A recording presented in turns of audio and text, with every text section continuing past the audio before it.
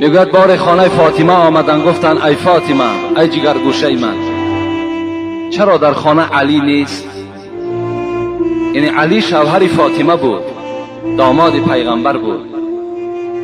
حضرت فاطمه شفاعت کننده کل زنهای امت اسلام گفتند ای پدر بزرگوار، گفتند کان بینی و بینه شیء فغاضبنی و ذهب لا ادری این ذهب. پدر بزرگوار گفتند الحال، گفتند بین ما شاید 1 ساعت پیش یک جنجال شد، ما با علی جنجال کردیم، نه مثل جنجال های امروزه. بعض جوان مسلمان، خدا پدر و مادرش رحمت کنند، میگوید که زن من میگوید در دهن تو من فلان کنم.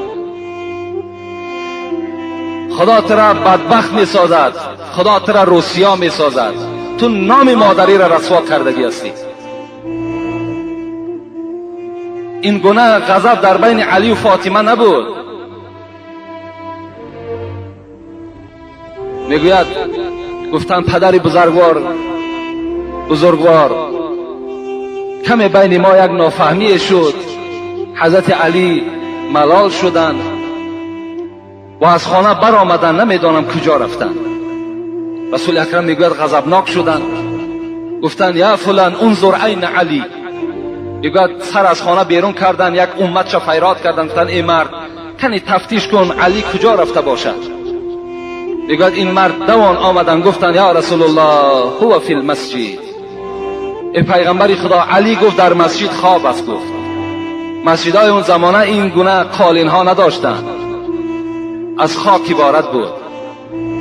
رسول اکرم میگوید وقتی من داخل مسجد شدند، پیغمبر خدا دیدند که حضرت علی بالای خاک خواب است. آمدند میگوید و پشت و چهره علی را میگه از خاک تازه کردند، زیرا رسول اکرم گفته است من احب علی فقط احبنی و من ابغض علی فقط ابغضنی. کسی علی را دوست می‌دارد به تحقیق مرا دوست می‌دارد، کسی علی را بد می‌بیند به تحقیق مرا بد می‌بیند. علی را دوست می‌داشتند. میگوید یگانه آدمی بود که در حالت غضب پیغمبر با پیغمبر صحبت می‌کرد، این علی بود. بسیار علی را دوست می‌داشتند. آمدن میگه چهره و پشت و روی او را تازه کردند و گفتند قم یا ابو تراب. این کنیت، این لقب بود که پیغمبر بر علی گذاشت که این کنیت، این لقب به علی بسیار خوش آمد. چی گفت؟ خیز، گفت ای مردی که در خاک گفت آغشته هستی، خیز ای پدری خاک. وقتی علی شنید از جای خود خیز، احترام میکرد پیغمبر را و دست علی را گرفت و به خانه آمدند.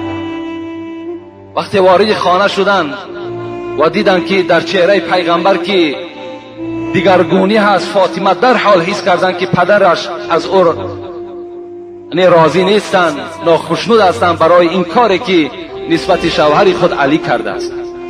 در حال میگوید فاطمه دویدن از دست پیغمبر خدا قپیدن، گفتن پیغمبر پیش از آنه که علی از خانه من برآید، من نزد علی آمدم و پشیمانی خود پیش او اظهار کردم و طفت حوله 7 مرات، گرد علی 7 پیچ دور گشتم و گفتم ارضی عنی، و گفتم علی از من راضی شو، بالای من غضب نکن.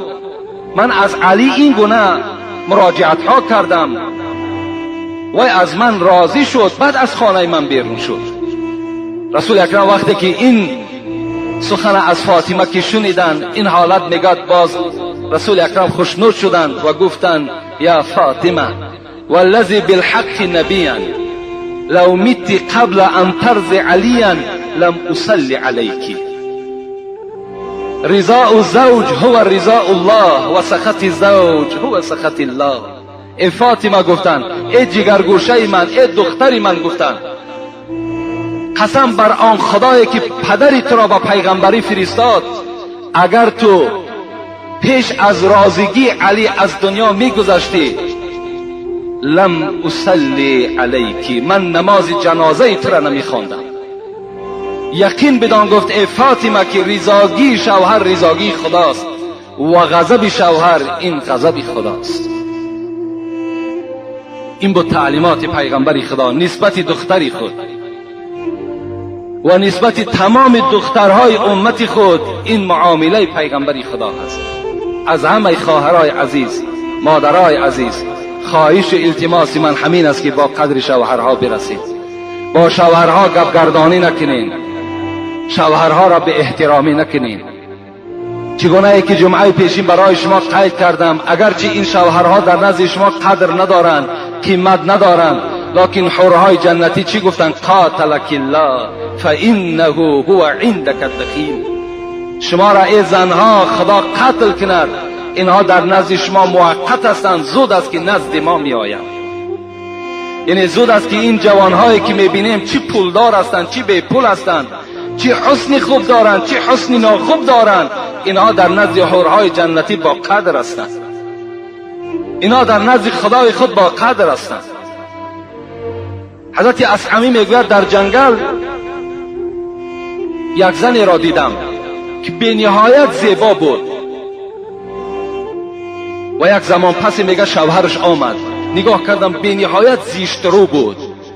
گفتم ای زنی زیبا همین شوهری تو هست؟ گفت بله. گفت با همین زنی که چهره سیاه دارد، چهره بد دارد، ترش دارد، چی یک شکلی ناخوبه دارد، با این تو راضی هستی زندگی کنی؟ گفته حضرت اصعمی گفت این لفظ را دیگر تکرار نکن. این زنی زیبا گفت این لفظ را تکرار نکن. شاید که گفت این مرد در نزد خدا چنان کاری ثواب کرده باشد که این زنی زیبا را ثواب این مرد گردانیده باشد، و شاید که من در نزد خدا چنان یک معامله ناخوب کرده باشم که این مرد را عقوبت من گردانیده باشد. بین چی معامله، چی یک سخنی زیبای از جانب زنها صدا میداد. از این خاطر همه شما باید که البته در رفتار زنهای خود دائم نظارت کنین و باید که زنهای شما را احترام کنن. و چگونه ای که مراجعت کردم باز مراجعت میکنم که خواهرای عزیز با قدر شوهرها رسید. اگر شما خواهین که جنتی شوین، اگر شما خواهین خداوند از شما راضی، پیغمبر از شما راضی، قرآن از شما راضی، با قدر شوهرها رسید. و آخر دعوانا ان الحمد لله رب العالمین.